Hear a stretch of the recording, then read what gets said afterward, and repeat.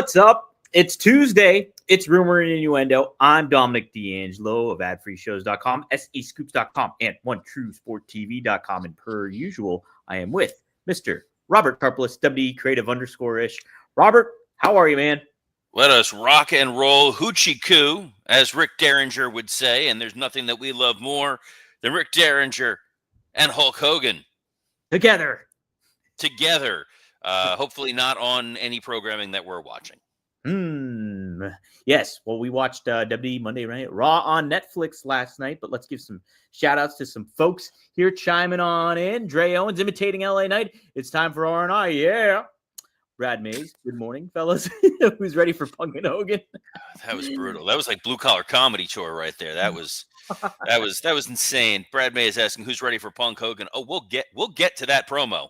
We will. Yes, indeed. Johnny Disco, hello, R&I. Saturday night's main event is finally booking up. Triple E says howdy.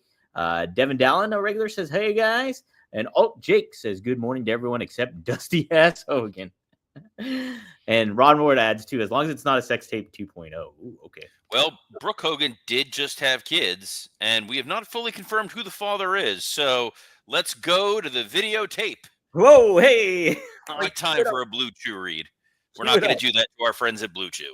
No, that would not be positive advertising for sure. There's a little bit of a bitterness in the air right now today. A little bit of you know what it was, because we didn't do the show yesterday. Well, we did. So you did the show yesterday. We had, again, this is why I love Dom, best producer in the business. We had talked about how we were not going to do a show on Monday because it's MLK Day. People are going to be off work. They're off school.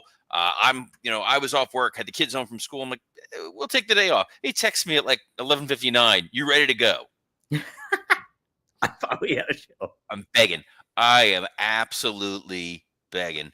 And there was a lot of fun stuff to talk about over the weekend, but a lot of fun stuff to talk about from episode 3 of Raw on Netflix. You've got it, the title, Drew versus Seth, and Punk promo fires up Netflix. Interesting show last night, Dom. I agree. Yeah. The ultimate progression of Royal Rumble stuff did happen, I would say, but it wasn't like, oh my God, like I'm excited now, like, kind of thing like that. Well, I think part of this is yesterday was a unique day in the United States. It was MLK Day, so people had the day off of work. And when you have the day off of work, it tends to throw people off of their normal routine. So the number of people who were even remembering, oh yeah, it's a Monday, I got to tune in to watch Raw, is going to be undercut a little bit. You got people that have family responsibilities, obligations, things like that. There were a number of people who were watching inauguration coverage. It was on wall to wall on a number of different stations yesterday. They might have been like, you know what, I'm TV'd out, I need to step away. And then there was the college football national championship, which ultimately proved to be a huge bust. But I'm sure a lot of people were at least inclined to tune in for that. So WWE knew to kind of hedge their bets a little bit. So all we knew going into Raw, we knew that we were going to get Drew versus Seth. We knew that there was going to be something involving Penta. And then it's, let's promote Saturday night's main event. Let's promote Rumble. Let's promote WrestleMania, but also know that we might have a softer number than we've had the last 2 weeks. Did we get a little tease for Penta beforehand? I did not see anything. I saw some stuff day of that he was going to be in action. Okay. So there was something where we were going to see more of Penta, and we did. We got more Penta. But Dom, I will let you steer the ship here today. Sure. So Raw did kick off with a little yeeting, and Jey Uso kicked off the show, and just days ahead of his title shot with Gunther on Saturday night's main event. And these two had a little confrontation. What'd you think of this exchange between these two here, Robert? I thought this was fine. We kind of know the score here. Mm-hmm. Jey Uso is very much the filler for Gunther right now going into Rumblemania season. I don't think that there's going to be a change in who the world champion is. I don't think anybody is looking at that with Jey Uso and saying there's a lot of dream matches set up for Jey Uso going into WrestleMania. So we need a Saturday night's main event match. Jey Uso is obviously very popular. He's selling a lot of merchandise. The entrance gets a great response. Let's give him a little bit of a reward, a little bit of an attaboy, and let him challenge for the world title. The promo was indicative of that. It was Gunther, calling him a dork and saying he's a useful idiot, which how that isn't your nickname at this point, I don't know. My nickname? You're useful, and occasionally there are moments where every once in a blue moon I have been known to say, "Damn it, Dom." Not very often, but occasionally. It's building a mini feud. Nobody's taking it particularly seriously. Either we're going to get some of the potential Gunther dream matches. Mine would be Gunther and John Cena, which makes the most sense. Gunther and somebody else. Or if they're going to move the title, they're not going to do it here. They'll save it for Elimination Chamber, where Gunther may have to defend it against 5 others. And that still opens up a lot of possibilities for a WrestleMania main event. But as good as Jey Uso is, as entertaining as he is, he's not your headlining WrestleMania act right now. Let me ask you this, and we'll have plenty of time to talk about this, but just initially, right here, would you be okay with them moving the title off of Gunther during WrestleMania season, or would you ultimately think it would behoove them to keep it on him?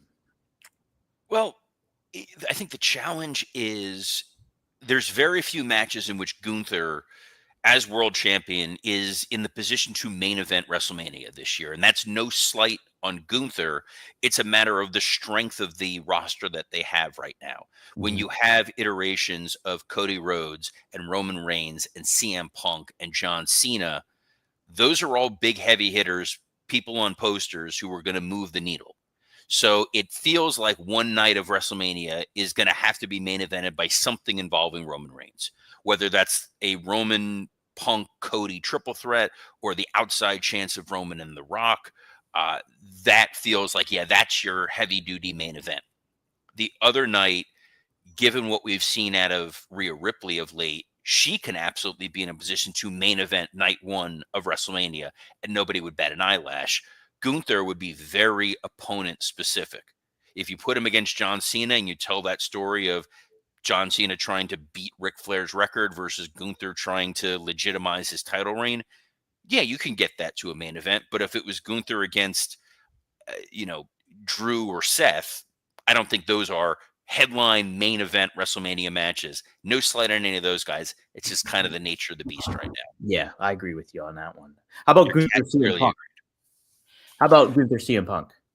Even Gunther CM Punk, it would be a strong match. I don't know that necessarily is headline WrestleMania match. You could get that to headline SummerSlam or Rumble or even a Survivor Series with enough time. But is there enough of an interpersonal story with Gunther and Punk to really make you care about that match beyond, hey, there's people who want to see CM Punk win a world title? Yeah. All right, cool. Yeah, plenty more time to discuss that moving forward. But hey, we had a pretty cool thing between Rey Mysterio, Kofi Kingston, New Day, and the development of that. They got a lot of heat, New Day, here in Dallas. And I said this in our group text, Robert, I love Rey Mysterio still. He can just still get it done, and he just adds that gravitas to the show, I think. Yeah. I think Rey Mysterio, the Cope, Adam Copeland last week was saying that there's a little bit of ageism in WWE, and then you see what they're doing with Rey Mysterio. You see what they're doing with Kofi Kingston, guys who are definitely not spring chickens, not young guys, and can still bring it at a high level. I don't think it's ageism as much as if you can still deliver and you can contribute, they will find a role and an opportunity for you. The Rey Mysterio Kofi Kingston match was a highly entertaining match. I didn't like the finish. I vehemently disagreed with Rey Mysterio getting a pin on Kofi. I think there were a number of outs that you had here. This is the first time we've seen New Day in action since the Big E promo. They clearly have been getting a significant amount of heel heat. You could have either gone a disqualification route. You had JBL out there. There could have been a count out, could have been a clothesline from hell, could have been a whatever. Could have had Xavier Woods just run in and the two of them beat down Rey. Could have had the LWO run and interfere.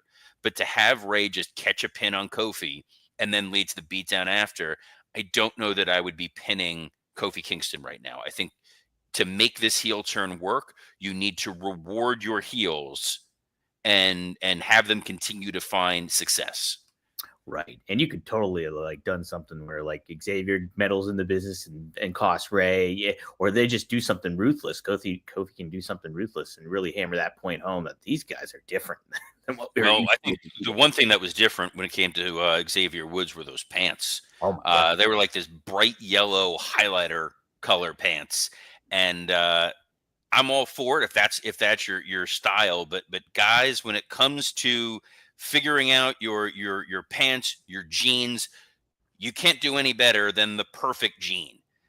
Dom and I both got our perfect jeans in the mail. What's great about these is you have a number of different styles, number of different cuts, number of different fits. It's going to feel great. It's going to look great. And you're going to be able to customize it how you want it to look. So if you want to be out there and dress like Xavier Woods, Perfect Jeans got you covered. They got you covered across the board. It's been a godsend here because even in sunny, hot South Florida, it's been cold the last couple weeks. So I've been wearing pants a hell of a lot more than normal, and I've been putting on the Perfect Jeans. They feel great. They look great. And this is what they want me to say, and I'm going to censor us a little bit here because we are on YouTube and we do got some families, but they want you to your khakis. That's the F word right there that I'm dropping, but self-censoring. So you can go F your khakis and get the Perfect Jean. You can get 15% off with the code rumor15 at the perfectjean.nyc/rumor15. That's the perfectjean.nyc/rumor15. You're going to get 15% off this pair of jeans. It is a game changer. The logo's right there down below. Absolutely worth it. Winter, summer, you're going to look great. You're going to look a hell of a lot better than Xavier Woods looked last night in those jeans, Dom. Absolutely. And this is not a joke, Robert, too. They are literally my favorite pair of jeans I have. Like when I got them, that'd be a joke. Well, I'm a jokester, Robert. I'm a jokester, okay? And not with Perfect Jeans, though. This is good stuff. So no, sure Perfect Jean, absolutely fantastic. Love having a pair around here, and you will too. Mm-hmm. You definitely you can take the graphic off the gimmick sure? now. We can leave it up. Dude, we only got 30 minutes. We got a lot of stuff we got to get through here. As much as we can sit and talk about pants. I'm a jokester. I'm begging. Dude, I already started this off with like, let's tread lightly, and you're coming at me with jokestery stuff here. The next major set I'm driving through. We're pushing through here. Sami Zayn comes out. Sami Zayn talks about the various levels of wrestling employment. The lowest of the low being wrestling journalist, Dom. Which that was the subtext. That was what I kind of felt like he was saying there. Take that, Meltzer. But yeah, it was you're a wrestling fan, then you're a pro wrestler, then you're a WWE superstar, and you're an upper echelon superstar, which is where he sees himself. But he has not ever held the WWE title, so he's going in the Royal Rumble not because he needs it, because he's content. He's a very happy, blessed man, or #blessed, or whatever. But he is holding space, as the kids say, to be world champion, and that brought out Kevin Owens. And the reaction from that crowd, that was like old school Jerry Springer when we've you think your husband's been faithful? Well, let's bring out the mistress, and then the ooh, and that was what we got from Kevin Owens when he appeared. Yeah, this is pretty fun, Robert. I like Kevin Owens being delusional about his championship, and then the friendship and history with him and Sami Zayn. It's like, and Sammy's kind of giving him a look like, okay, well, man, I don't know, what's your deal? I thought it was pretty good stuff, and you expect this kind of stuff to be said and build to the Royal Rumble and everything like that. Were you okay with Sami saying that he doesn't necessarily need the title, but he wants it, kind of thing? Are you all right with that? I think it kind of fits in with what we're seeing right now with Sami Zayn. That there's a little bit of this. They're pushing him to be more selfish. That was kind of what Seth Rollins was saying to him before. And then Kevin Owens' promo was so well done. We saw it with Owens on SmackDown with Rey Mysterio. The idea at first of him talking about you versus me would be a dream match. I want you to win the Rumble so that you can challenge me for my title. And then we don't get it. And then him coming out here and doing it again with Sami Zayn and laying in the whole, you're my best friend. Yeah. Yeah. I understand what you did with Roman. Roman was a jerk to you. I was a jerk to you. You forgave him. You forgave me. I get it. We're all cool. I want you to win the Rumble, and I want you to challenge me because in that ladder match, remember, there are no disqualifications. You can have a run in. So Kevin grasping at straws to find any kind of ally possible and encourage Sammy to maybe help him win the title or retain his Winged Eagle title. And then Kevin saying, look, I can help you win the Rumble. There are no rules in a Royal Rumble. I could totally help you out. And then what a WrestleMania marquee moment. Sami Zayn versus Kevin Owens, best friend versus best friend. I love this underhanded scumbag Kevin Owens character right now. And it's a lot of fun.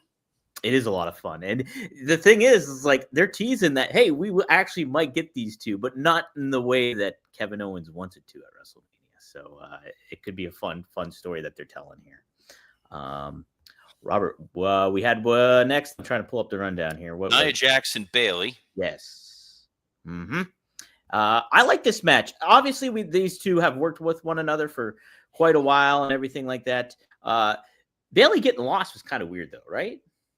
This match was brutal. You hated it? Oh yes, very much so. Okay. The Nia looked off the step several times in this match. There were a lot of clunky spots. There was a lot of awkward moments. This was not good. At the end, the last 2 minutes or so, crowd was really into it. There was a lot of finishers and all that. But the journey to get to that end, there was a lot of sloppiness. There was a lot of clunkiness. And the big takeaway I had when Rhea Ripley came out there was, this is not a great idea for Rhea Ripley. This is not a great first feud after winning the women's title. I know it's a short window. We're getting to Saturday night's main event, but the possibility of having a bad match, the possibility of Rhea Ripley getting cooled off, or worse, the possibility of Rhea Ripley getting injured by Nia Jax are three things the WWE cannot afford to have happen right now. I was a little surprised that they've moved Bayley over to Raw. I get why you needed Nia to beat her to set this match up. I'm just surprised that they looked at both rosters and said, yeah, we're going to do Rhea Ripley and Nia Jax.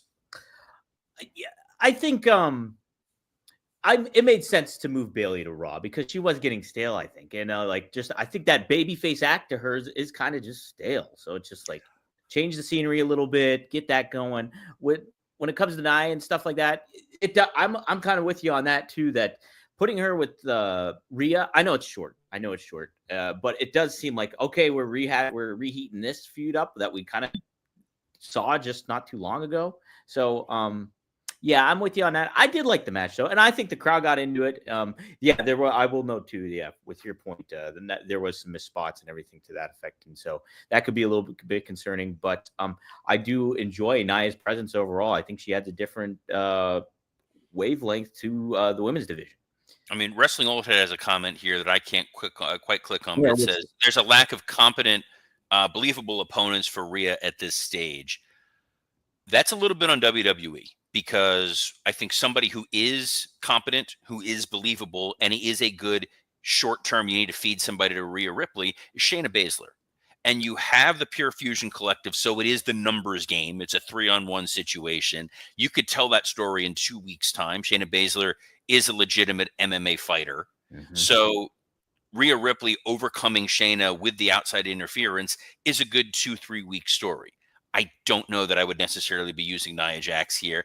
And I don't think having Bayley on Raw is going to help her, especially because she was in Damage Control. And the whole reason we had to separate these two and move one to one brand and one on the other is because there was that breakup. It's a great point. It really is. I know because I during their match coming up here with Io Sky and Dakota Kai, yeah, I made mental note of that too. It's like, well, Bayley's here now, so what's happening here? We got Penta and Pete Don't Call Me Butch done. What'd you think of week 2 of the Penta Experimenta? I liked it. I thought it was good to do. Like you said, like we talked about earlier in the show, I wasn't aware that they kind of promoted it a little bit. I would have liked a little bit more promotion, I think, when it comes to getting Penta. Hey, he's back. He's going to be on Raw again.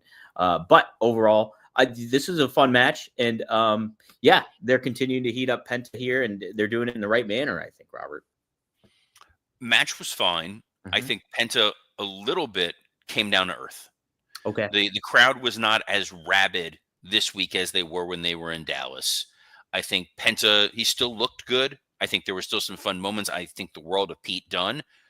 Probably if I was going to know that they were going to do a Pete Dunne match, maybe do a little something with Pete Dunne last week to refresh why he's so important Mhm. and a feared opponent. I love that Chad Gable lost to Penta last week and now is on this quest to find a Lucha Whisperer, and the interaction with him and Ray. I mean, not Ray. Tom. Tom. Dom. Sorry, yes, him and Dom last night. I lost my train of thought twice in a moment. That was special right there. That's huge. Um, but yeah, I'm turning into Dom. This is what's happening. This is a bad thing. This is a terrible situation. But Penta, he looked good. I think he needs a program. You can only have him out there for one-offs so often before the crowd is going to need something more to sink into. I think once you get on the other side of the Royal Rumble, they'll have a chance to build something for Penta to do. And I'm kind of intrigued to see what's going to happen next with Gable, because he is definitely a guy that you don't want to forget about. No, definitely not. So I saw an article on scoops.com that might be speculation that this luchador whisperer could be Malachi Black, perhaps, because they're saying dark arts and that's his name is school, certain things like that. There's a lot of speculation happening. Robert, would you be for that? That's an insane level of thinking right there, that it's going to be Malachi Black. All due respect to the fine journalism there at SC Scoops, that may be a little bit more wish fulfillment than anything else. Malachi doesn't really have an intricate background with the luchadors, but Gable looking for someone who's going to help him, beat those luchadors is noble. And they're tough to beat. And guys, Oh, what's tough to beat? Our friends over at BlueChew.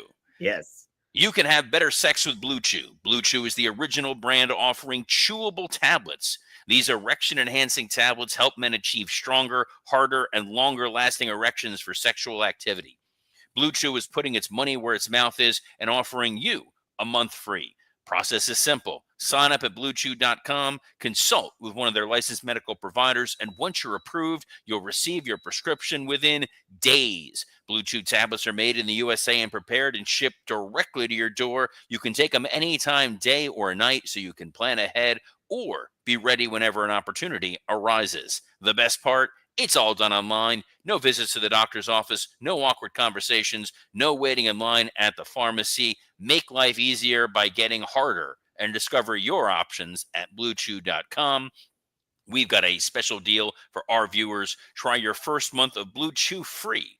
Visit BlueChew.com for more details and important safety information. And we thank Blue Chew for sponsoring this episode of Rumor and Innuendo. Yes, thank you, Blue Chew. All right. Uh, Hey, thank you, Robert, too, for recapping all this Raw so far. We got CM Punk promo. This was my favorite part of the show. We mentioned how great his first promo was after beating Seth Rollins on the first episode of Netflix. And I thought this was an awesome follow-up, Robert. And then blurring the lines, mentioning a few names, Robert, too, in this promo. I like the way it was shot. I think it was an interesting angle, the way they had him up kind of engulfed by the crowd. I thought that was a nice look.